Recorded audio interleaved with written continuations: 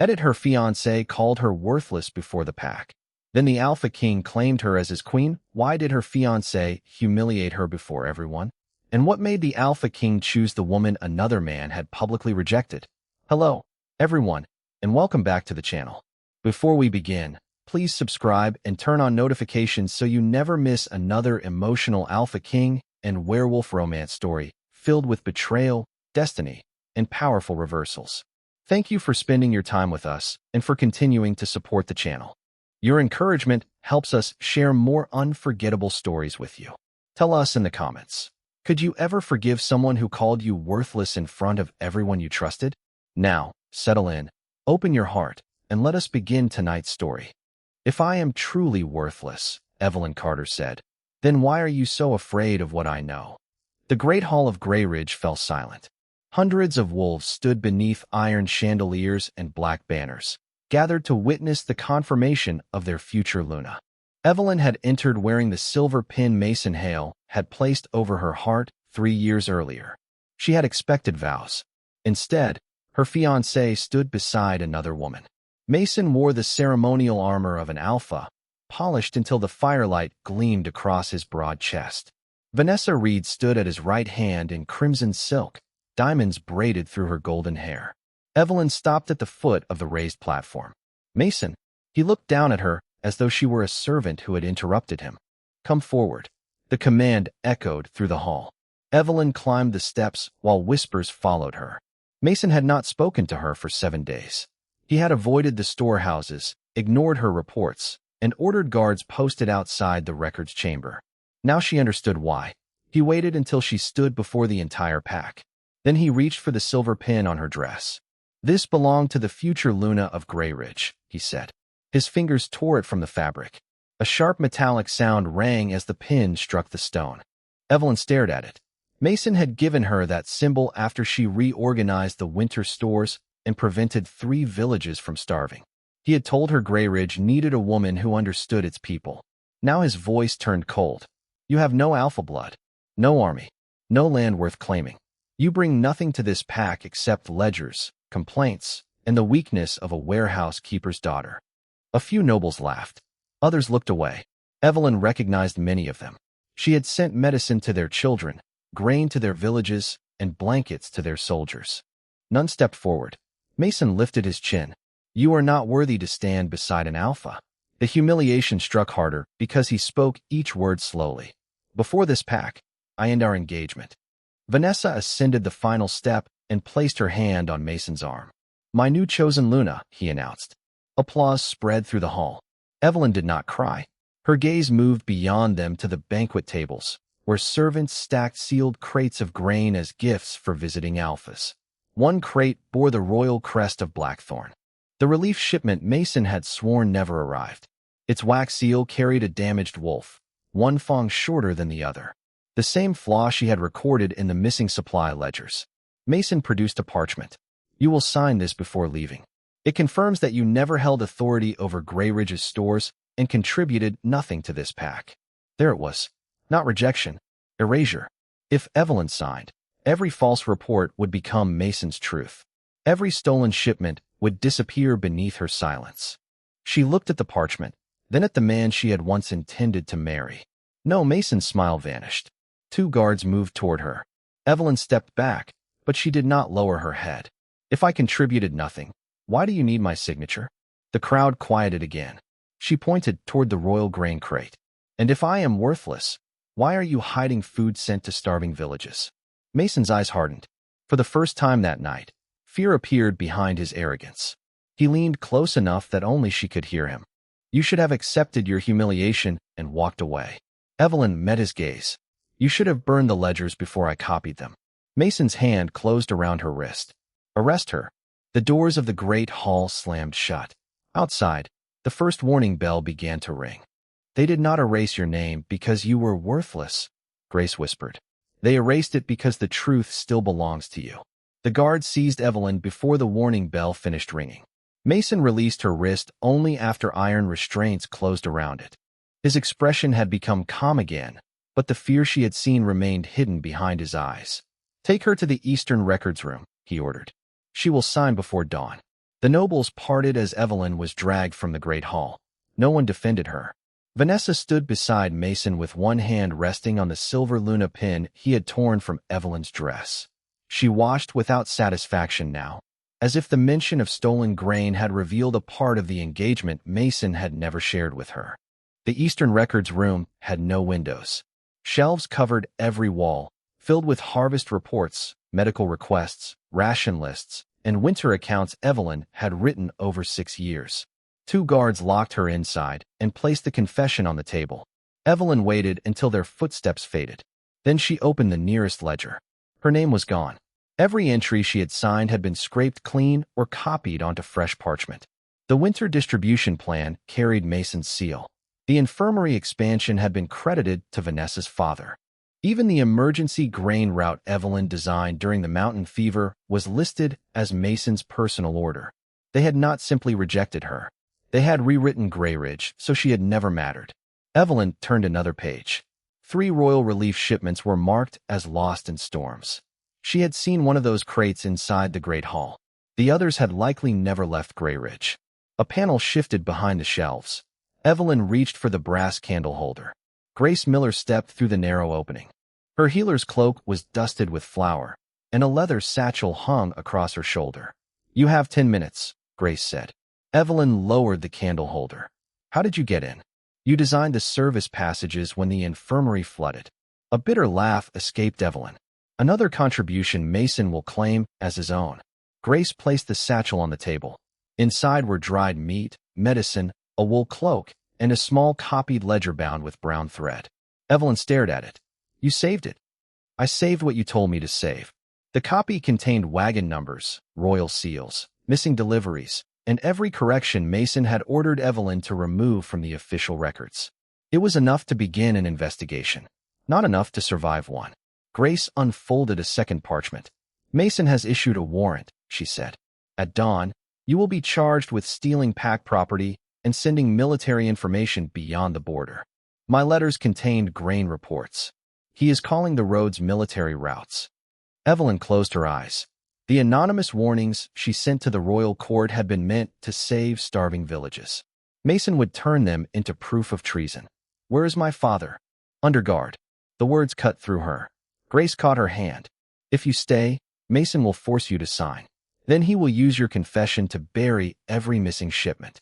Evelyn looked at the shelves carrying years of stolen work. "Leaving makes me look guilty. Living gives you the chance to prove you are not." A key turned outside. Grace pushed the satchel into Evelyn's hands and opened the hidden passage. "Follow the tunnel to the old granary. The northern gate closes at midnight." Evelyn stepped into the darkness, then stopped. On the confession, beneath Mason's seal, she wrote 2 words. "Find me." She left the parchment open on the table. The guards entered moments later and found an empty room. By then, Evelyn was beneath the granary, running toward the outer wall with the copied ledger pressed against her heart. Above her, the second warning bell rang. The northern gate had begun to close. "The gate is closing." Grace's warning echoed behind Evelyn as she ran through the final tunnel. Cold air struck her face when she emerged beneath the northern wall. The massive wooden gate had already descended halfway. Guards shouted from the battlements while iron chains groaned above her. Evelyn tightened the satchel across her chest and sprinted toward the narrowing opening. An arrow struck the ground beside her boot. "Stop in the name of Alpha Mason." Evelyn dropped to her knees and slid beneath the gate as it crashed into the frozen earth behind her. She did not look back. Snow swallowed the road beyond Grayridge. Wind erased her footprints almost as quickly as she made them, but Mason's riders would know every official path. So Evelyn abandoned the road. She entered the pine forest and followed the old relief route she had designed 3 winters earlier. The trail did not appear on military maps. It crossed frozen streams, abandoned charcoal camps, and narrow ridges used only by grain carriers during heavy snow. Behind her, horns sounded from the walls. The hunt had begun. By dawn, hoofbeats reached the forest. Evelyn crouched beside a frozen creek and opened Grace's satchel. She removed a small bag of flour, scattered it across the western trail, then tied strips of wool to low branches leading south. The riders would follow what looked like careless signs of panic. Evelyn went east. Hours passed. Cold settled into her hands until she could barely feel the copied ledger beneath her cloak. Her lungs burned, but she continued toward the Blackthorn border. Then she heard a hoarse scream. The sound came from beneath an old wooden bridge spanning a steep ravine. Evelyn approached carefully. A black stallion lay in the snow below, one leg trapped between broken planks. Nearby, a man struggled to push himself upright. He wore dark leather armor beneath a travel cloak. Blood stained the side of his shirt, and a silver-edged sword rested just beyond his reach. Evelyn should have kept moving. Mason's riders were less than an hour behind her. Helping a stranger could cost her the only chance to reach the royal court. The man looked up. His face was hard and striking, framed by dark hair damp with snow. A scar crossed one eyebrow. Even injured, he possessed the dangerous stillness of someone accustomed to command. "Leave," he said. "The bridge may collapse." Evelyn descended the ravine. "You are bleeding." "I noticed." She ignored the warning and knelt beside him. The wound was deep but clean. She pressed folded cloth against it, then used a fallen beam as leverage to free the horse. The man watched her with narrowed amber eyes. "You are being followed." It was not a question. Evelyn froze. He pointed toward the flour dust on the edge of her cloak. "You laid a false trail." "Perhaps I bake when nervous." A faint smile touched his mouth. Hoofbeats sounded above the ravine. Evelyn extinguished the lantern and pulled the stranger beneath the bridge. Mason's riders stopped overhead. "Find the woman," their captain ordered. "She carries stolen records marked EC." The stranger's body went still beside her. The riders continued west. Only when the forest became silent again did he turn toward Evelyn. "EC," he said quietly. Those initials appeared on every warning sent to the royal court. His amber eyes searched her face. "You are the woman who wrote the reports to the Alpha King." "Power does not frighten me," Evelyn said. "Men who hide behind it do." The stranger studied her beneath the ruined bridge. Snow drifted through the broken planks above them, gathering on his dark hair and blood-stained cloak. His amber eyes remained fixed on the satchel pressed against Evelyn's chest. "You should not say that near the royal border," he replied. "Then perhaps the royal border should give me fewer reasons to say it." A low sound escaped him. Not quite laughter. Hoofbeats echoed again in the distance. The stranger reached for his sword, but pain tightened his face before his fingers touched the hilt. "You cannot fight in that condition," Evelyn said. "I have fought in worse." "That is not the same as winning." She helped him stand. He was far taller than she had realized, broad-shouldered and solid enough that even wounded, he made the narrow space beneath the bridge feel smaller. "My name is Alexander," he said. "Only Alexander?" "For now." Evelyn did not trust the answer, but the riders would return once they discovered her false trail. "There is an abandoned watchtower east of here," she said. "If we reach it before dark, we can hide the horse and treat your wound. You know these roads well." "I know where food is supposed to travel." His expression sharpened. "And where it actually goes. That is what I intend to prove." They reached the watchtower before sunset. The roof had partially collapsed, but the lower chamber remained dry. Evelyn lit a small fire while Alexander secured the door with a broken spear shaft. When she removed the bandage from his side, she found a shallow blade wound. "You were attacked," she said. "An unfortunate disagreement." "With whom?" "Men who dislike questions." Evelyn cleaned the wound. "Then we have something in common." Alexander watched her hands. "Why risk your life for grain records?" "Because numbers become graves when powerful men lie about them." She opened the copied ledger. 3 villages received nothing. 200 sacks vanished. Mason blamed storms, thieves, and weak roads. "And you blame Mason." "I blame the man whose seal appears on shipments that never arrived." Alexander turned several pages. His gaze stopped at the initials written beside the corrected totals. "EC. I have read these before." Evelyn looked up. "You work for the royal court?" "I command men who do." "That is not an answer." "No, at least he admitted it." A horn sounded outside. Mason's riders had found the tower. "Open in the name of Grayridge." A captain shouted. Alexander reached for his sword. Evelyn caught his wrist. "If you fight them, they will surround us." "What is your plan?"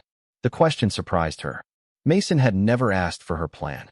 He had taken her work, changed her orders, and called her difficult whenever she disagreed. Evelyn pointed toward the rear wall. "There is a drainage passage beneath the old grain chute. It leads into the trees." Alexander nodded once. No argument. No command. They moved together. Evelyn released the horse through the front gate, sending it galloping west. When the riders followed, she and Alexander slipped through the narrow passage and circled behind them. One soldier remained near the tower. He saw Alexander emerge from the trees. The man's face drained of color. His sword fell into the snow. Then he dropped to one knee. "My king." Evelyn stopped breathing. Alexander removed the ring hidden beneath his glove. Black iron. A crowned wolf. The royal seal of Blackthorn. He looked at Evelyn without apology. "I told you my name." Her fingers tightened around the ledger. "You forgot the part where you rule 7 packs." Before Alexander could answer, the kneeling soldier lifted his head. "Your Majesty, Mason Hale has ordered every road closed." Alexander's eyes turned cold. "Then we will return through his front gate." "I will return to Grayridge," Evelyn said. "But I will not return as your weapon." Alexander studied her beside the ruined watchtower. The kneeling soldier remained motionless in the snow, waiting for the king's command. Wind moved through the pines, carrying the distant horns of Mason's patrols. Alexander pulled his glove over the royal ring. "I did not ask you to become one. You were searching for the person behind the reports." "Yes. And now you have found her with evidence against a man you already suspect." His expression did not change. Evelyn had spent years learning to read men who believed silence made them unreadable. Mason's anger sharpened his mouth. Fear made him touch his signet ring. Alexander revealed less, but not nothing. He was deciding how useful she might be. Evelyn closed the copied ledger. "I will testify before the royal council. I will explain every missing shipment and forged seal. But I will not stand beside you while you humiliate Mason for sport." Alexander's amber eyes narrowed. "You believe that is what I want. You are an Alpha King preparing to march through the front gate of a man who challenged your authority." He did more than challenge it. Alexander stepped toward the broken table and spread a map across its surface. Grain routes, military roads, and border forts had been marked in black ink. For 6 months, weapons have disappeared from royal armories. Silver blades, crossbow bolts, armor strong enough to resist a wolf's claws. Evelyn looked at the marks. Every missing shipment passed through Grayridge. Mason is building an army, or supplying one. Alexander pointed to the eastern border, where the rival kingdom of Redmore pressed against Blackthorn lands. The Alpha governing that territory has refused royal inspection 3 times. Evelyn traced the route with one finger. The grain wagons. What about them? They are heavy enough to hide weapons beneath the sacks. The relief seal keeps border guards from opening them. Alexander looked at her, not at her face, at the route she had found. A change entered his expression. Respect. It was quieter than praise and far more dangerous. "You saw that from one map. I managed those roads for 6 years. And Mason called you worthless." Evelyn's hand tightened. "Do not repeat his words as though your disagreement repairs them." Alexander inclined his head. "You are right. The apology came without defense. That unsettled her more than arrogance would have." The royal soldier rose and moved outside to watch the road. Alexander opened a leather case and removed several folded letters. Evelyn recognized her own handwriting. The anonymous reports she had sent to Blackthorn. The pages were worn at the edges, as if they had been read many times. "Your first warning redirected grain before the northern floods," Alexander said. "Your second exposed a corrupt quartermaster. Your third prevented 3 border villages from being abandoned." Evelyn stared at the letters. Mason had laughed when she wrote them. He said no king would care about the calculations of a warehouse keeper's daughter. Alexander had kept every page. "I searched for EC because those reports save lives," he continued. "Not because I needed someone to place beside me." "Then what do you need?" "A witness Mason cannot dismiss. He dismissed me before the entire pack. He cannot dismiss you before every Alpha in Blackthorn." Evelyn looked toward Grayridge, hidden beyond the snowy trees. Returning meant facing Mason, Vanessa, and the people who had watched her humiliation in silence. It also meant giving starving villages a chance. "I have conditions," she said. Alexander folded his arms. "Name them. I speak for myself. You do not claim me, touch me, or call me yours to provoke Mason. The grain reaches the villages before any political punishment begins.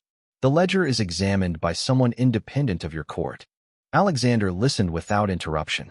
And if the evidence clears Mason? He asked. Then I accept the judgment. He held out his hand. Evelyn did not take it. Put the agreement in writing. For the first time, the Alpha King smiled. Not mockingly, almost with admiration. He sat, drew parchment from the case, and wrote every condition exactly as she had spoken it.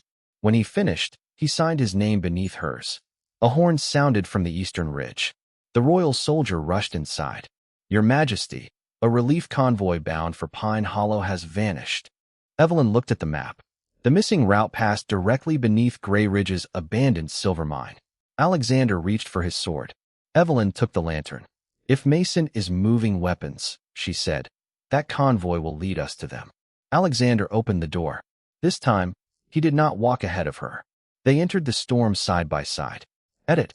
A stolen convoy leaves two trails, Evelyn said. One made by wheels, and one made by the people trying to hide them. The storm thickened as she and Alexander followed the vanished relief route toward the abandoned cannot use an operator to search for type in Silver Mine. Snow had already covered most retry. Edit. Gratitude is not love, Evelyn said. And respect means nothing unless it survives disagreement. The missing convoy lay abandoned beneath the old silver mine. 6 wagons stood crooked across the mountain road, their wheels half buried in snow. No drivers answered Alexander's call. No horses remained harnessed to the shafts. Evelyn approached the first wagon carefully. The royal relief seal appeared untouched, but one thong on the stamped wolf was shorter than the other. Mason's duplicate. Alexander drew his sword. Stay behind me. Evelyn looked at him. He exhaled. What do you suggest? Watch cannot use an operator to search for type in the ridge. Whoever retry. The last time I entered this hall, they made me stand alone, Evelyn said. This time, I decide where I stand. The gates of Grayridge opened beneath the royal banners of Blackthorn. Alexander rode at the head of the procession, black armor dark against the falling snow. Evelyn rode beside him in the same simple blue-gray dress Mason had mocked before the pack. She wore no jewels, no borrowed crown, only Grace's leather satchel, the copied ledger, and the agreement bearing Alexander's signature. Crowds filled the courtyard. Whispers moved through them when they recognized her. The worthless warehouse keeper's daughter had returned beside the Alpha King. Mason waited at the entrance to the great hall with Vanessa on his arm. His ceremonial cloak was lined with silver fur, and the Luna pin he had taken from Evelyn gleamed on Vanessa's crimson gown. For one brief moment, Mason's confidence cracked. Then he smiled. Your Majesty, he said, bowing to Alexander. Grayridge welcomes you. His gaze shifted toward Evelyn. The accused should enter through the prisoner's gate. Alexander's wolf stirred beneath his skin, but he did not answer for her. Evelyn dismounted. I was summoned before the great pack assembly, she said. I will enter through the same doors as every witness. Mason stepped closer. You are not a witness. You are a traitor. Alexander descended from his horse. The courtyard fell silent. Any accusation made before the assembly will be tested by evidence, he said. Until then, Evelyn Carter stands under royal protection. Mason's jaw tightened. Protection does not give her rank. No, Alexander replied. Her actions did. Inside the hall, every Alpha in Blackthorn sat beneath the iron chandeliers. Vanessa took the place beside Mason's throne. A servant pointed Evelyn toward the rear wall. Alexander stopped him. Bring another chair. The servant froze. There is no place at the royal table, Your Majesty. Alexander removed his sword and laid it beside the highest seat. Then make one. A chair was placed beside his. Not behind him.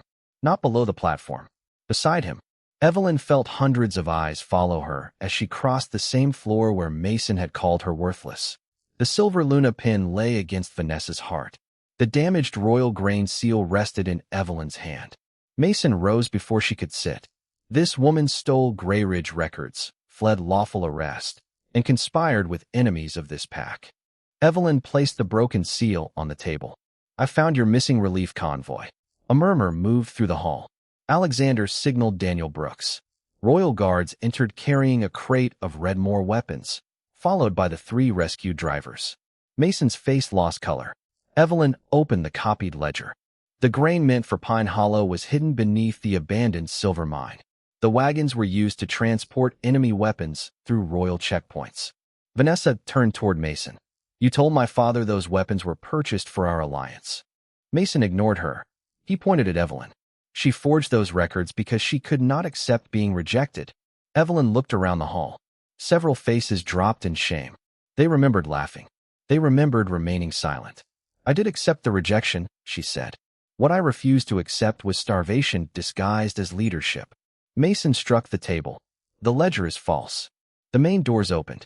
Richard Cole, Mason's former warehouse manager, entered between two royal guards.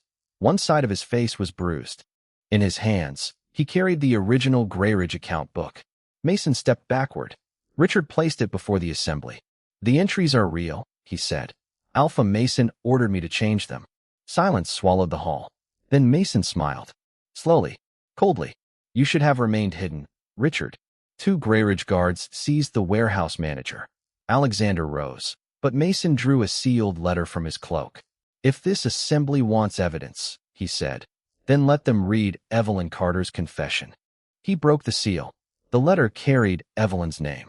And beneath it, in perfect imitation of her handwriting, were the words, I sold Grayridge's military routes to Redmore. A perfect copy is still a lie, Evelyn said. It only means the liar had time to study the truth. Mason held the confession above the council table. The parchment carried Evelyn's name, her sharp downward strokes, and the small curve she placed beneath the final letter of Carter. Even the spacing matched the reports she had written for Grayridge. The gathered alphas began to whisper. Vanessa stepped away from Mason. You said she stole grain records, she murmured. You never said she contacted Redmore. I did not wish to shame her further. Evelyn almost laughed.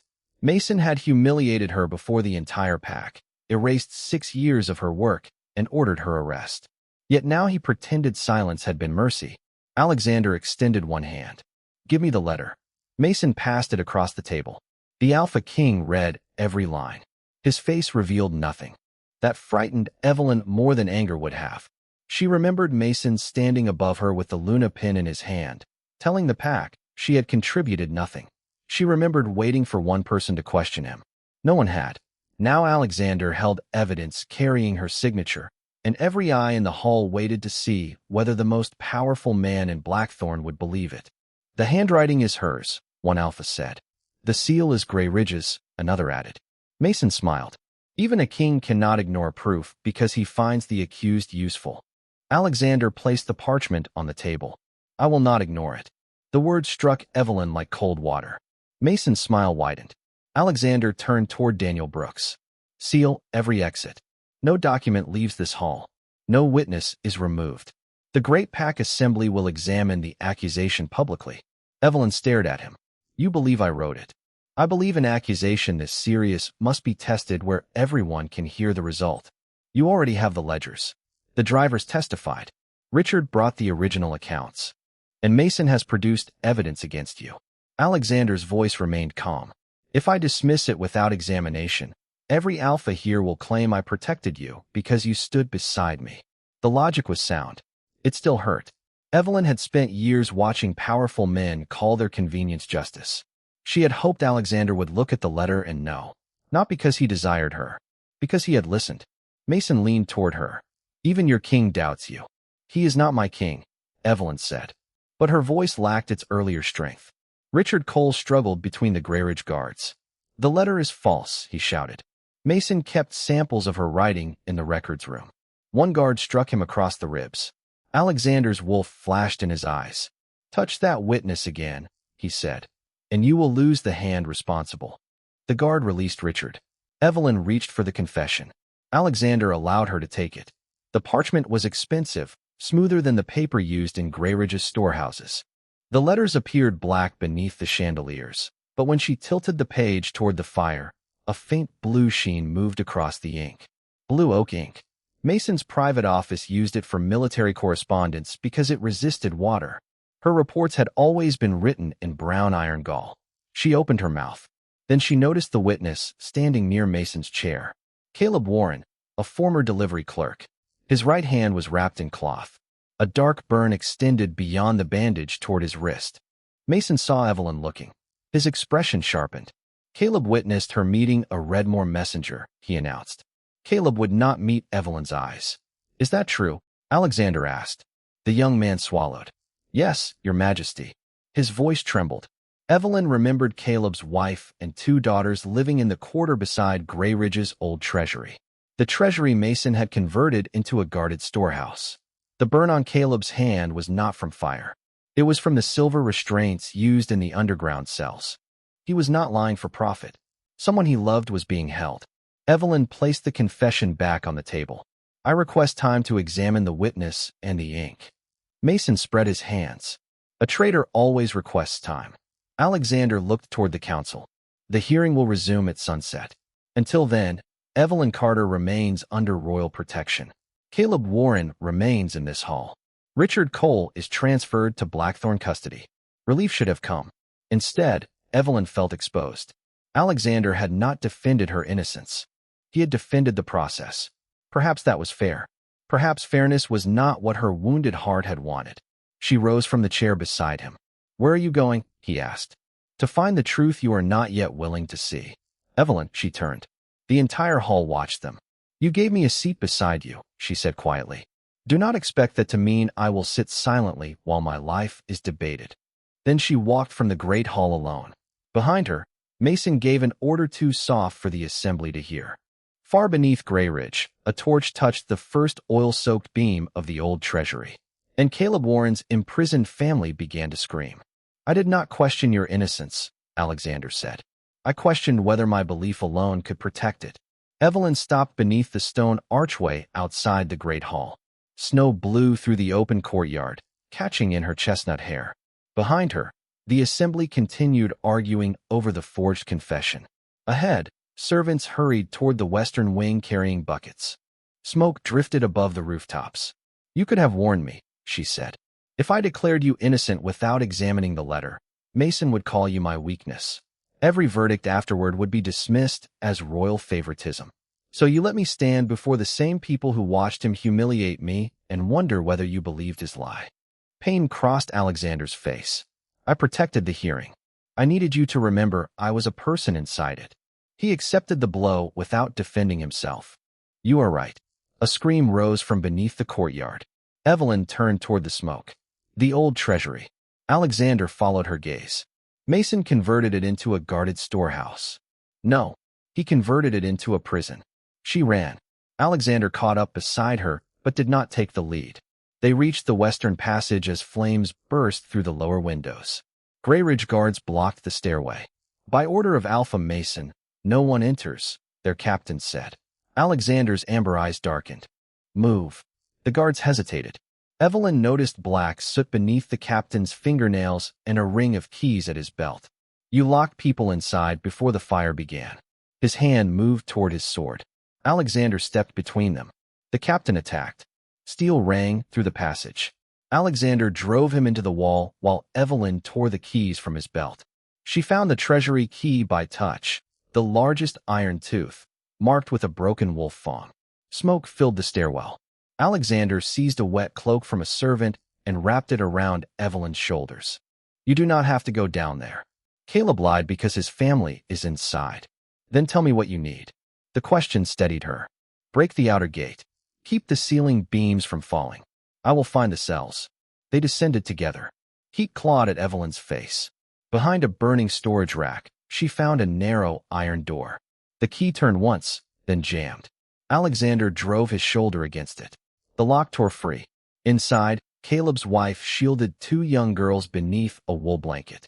Richard Cole's missing assistant lay chained beside them, barely conscious. Evelyn freed the prisoners while Alexander held a collapsing beam above the doorway. Move, he shouted. They escaped seconds before the treasury ceiling fell. Caleb's daughters stumbled into the courtyard and ran toward their father as royal guards brought him from the hall. He dropped to his knees, sobbing as he gathered them into his arms. Then he looked at Evelyn. Mason forced me to lie, he said. He kept samples of your writing and ordered his secretary to copy them. Where is the secretary? Caleb pointed toward the ceremonial hall. Beneath the Luna platform, there is a records chamber under the floor. Alexander turned toward Evelyn. I will secure the witnesses. She understood what he was offering. Not rescue. Space to finish what she had begun. Evelyn looked at the smoke rising behind them. Mason will destroy that chamber next. A bell rang from the great hall. Sunset. The hearing was resuming. Grace rushed across the courtyard, breathless. Mason has sealed the ceremonial doors. Vanessa is inside with every alpha in Blackthorn. Alexander drew his sword. Evelyn took the broken fawn key. This time, neither asked the other to follow. They ran toward the hall together. If we carry the ledger into that hall, Mason falls, Alexander said. If we enter the tunnels, he may destroy it while we are gone. Evelyn stopped before the sealed ceremonial doors. Smoke crawled beneath them. Beyond the iron-bound wood, the great pack assembly shouted over one another. Mason's guards had trapped every alpha inside, along with Vanessa and the witnesses who could expose him. Grace pressed the copied ledger into Evelyn's hands. This is enough to prove the stolen grain and Redmore weapons. A crash shook the floor. Evelyn looked toward the narrow stairway descending beneath the Luna platform. The records chamber lay below. So did Mason's secretary and anyone else he had imprisoned to keep the truth hidden. Alexander raised his sword. Tell me what you want me to do. Not what he believed was best. Not what a king had decided. What she wanted. Evelyn handed him the ledger. Take this into the assembly. Read every entry aloud. Keep Mason's soldiers away from the witnesses. His fingers closed around the book. And you? I am going below. The tunnels are burning. I designed the ventilation shafts. If the western passage is still open, I can reach the cells. Alexander's jaw tightened, but he did not forbid her. I will give you 10 minutes.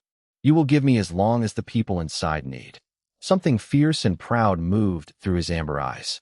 Then he struck the ceremonial doors with his shoulder. The hinges burst inward. Mason stood before the Luna platform with his sword drawn. Grayridge soldiers surrounded the trapped alphas, while Vanessa remained beside the throne, her face pale beneath the stolen silver pin. Alexander entered carrying the ledger. Evelyn disappeared through the side passage. Heat thickened as she descended. Flames moved along the ceiling beams, fed by oil poured through the records chamber. Evelyn covered her mouth with Grace's cloak and followed the markings she had carved into the walls years earlier. Left toward storage. Right toward the hidden cells. She turned right. Someone pounded against iron. Help us. Evelyn found 6 prisoners behind a barred door.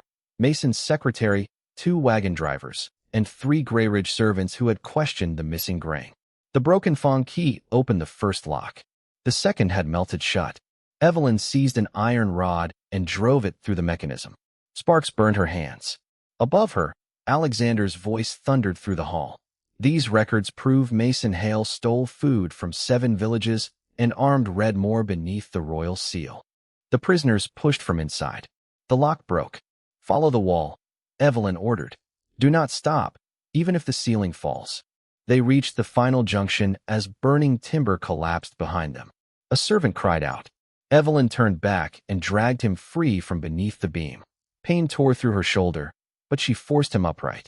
Light appeared ahead.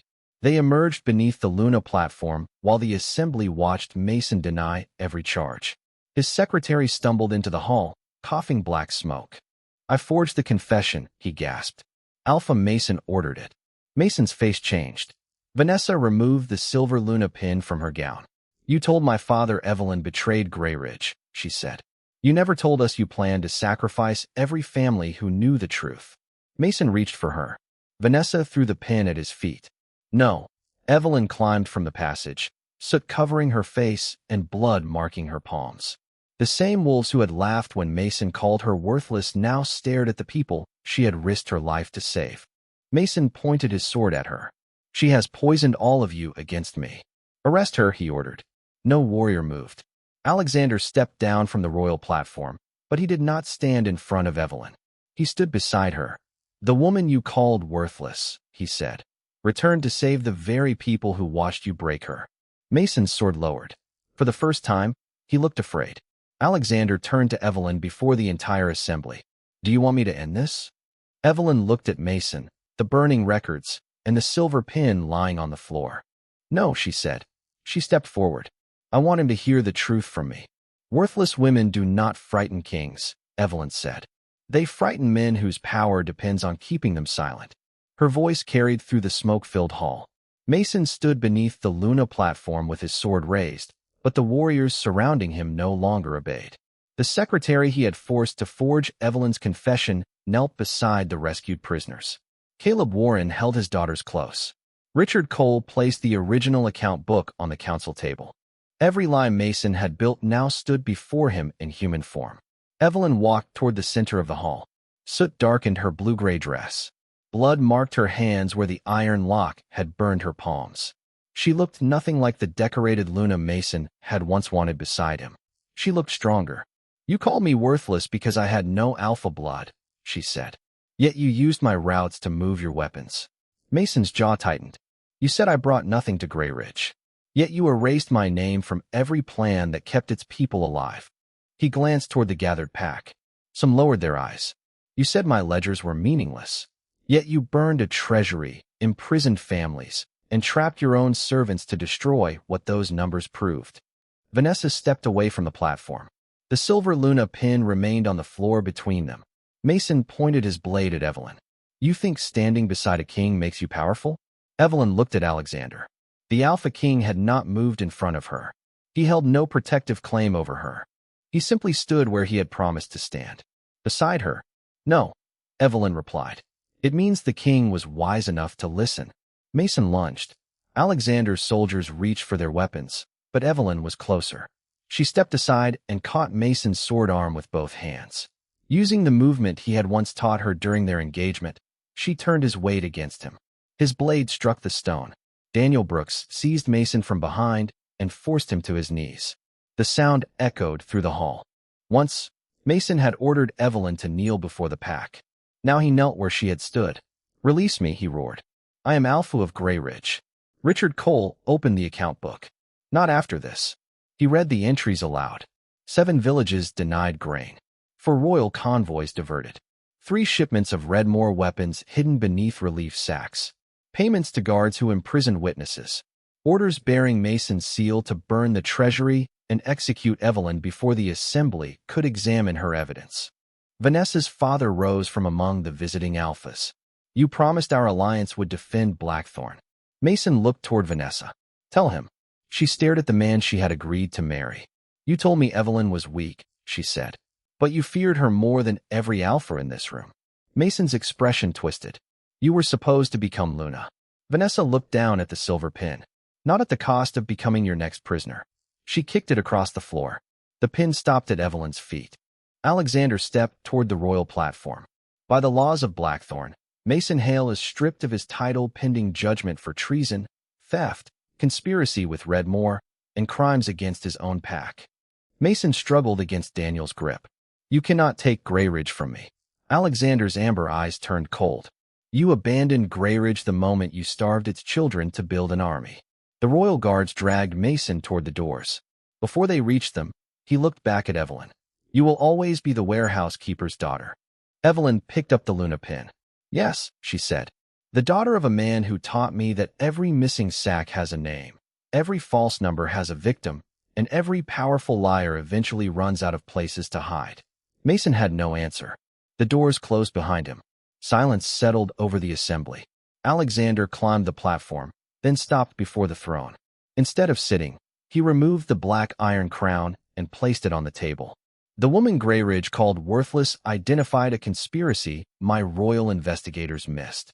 She recovered food for Pine Hollow, exposed an enemy weapons route, protected witnesses, and returned to save those who once remained silent during her humiliation." He descended the steps until he stood directly before Evelyn. The entire pack watched. Alexander did not reach for her. He did not announce ownership.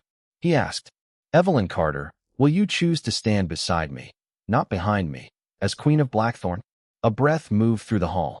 This was the moment Mason had tried to steal from her twice. First by denying her value, then by replacing her before the pack. But Alexander's question did not give Evelyn worth. It gave her a choice. She looked at the people she had saved, the witnesses she had freed, and the throne waiting above them. Then she looked at Alexander. "I will answer," she said. "But first, you will hear my conditions." A slow smile touched the Alpha King's face. "Name them." Evelyn closed her fingers around the silver Luna pin. And before every Alpha in Blackthorn, the woman once called worthless began writing the terms of a kingdom that would never silence her again. I will not trade one man's approval for another man's crown. Evelyn stood before the throne with the silver Luna pin resting in her palm. Every Alpha in Blackthorn waited for her answer. Alexander remained below the royal platform, close enough to stand beside her, but far enough to leave the choice entirely hers. Evelyn looked toward the rescued prisoners, the villagers from Pine Hollow, and the Grayridge wolves who had once remained silent while Mason called her worthless. If I become queen, she said, the royal grain accounts will be open to independent inspection every season. A murmur moved through the hall. No village will lose its rations while an Alpha's table remains full. Every relief shipment will be weighed, sealed, and recorded by 2 separate officers. Alexander inclined his head. Agreed. Grayridge will repay every village Mason starved. It will. The families he imprisoned will receive land, food, and protection. Done. Evelyn's gaze hardened. And no Alpha will be allowed to strip a woman of rank, property, or pack standing through a public declaration alone. Accusations will require evidence and an open hearing. Several Alphas shifted uncomfortably. Alexander did not. Write it into law. Evelyn studied him. You agree too easily. A faint smile touched his mouth. You are asking me to build the kingdom I should have built before you were forced to expose its failures. The honesty settled something inside her. Not every wound. Not every fear. But enough. Royal guards brought Mason back into the hall in iron restraints. His ceremonial armor had been removed, and without the platform beneath him, he looked smaller. The council read the charges. Treason, theft of royal supplies, conspiracy with Redmore, false imprisonment, forgery, attempted murder. Mason denied nothing. He only stared at Evelyn, as if her survival remained the greatest insult. The council sentenced him to life imprisonment in the northern fortress. His estates were seized to compensate the villages he had starved. As the guards turned him away, Evelyn stepped forward. Mason's eyes dropped to the silver pin in her hand. You wanted that position for years, he said bitterly. Evelyn looked at the symbol he had once torn from her dress. No, I wanted to believe the man who offered it respected me. She placed the pin on the stone before him. The position was never large enough for the woman I became after you took it away. The guards led him from the hall. 3 weeks later, the Great Pack assembly gathered in Blackthorn. Evelyn wore no borrowed jewels.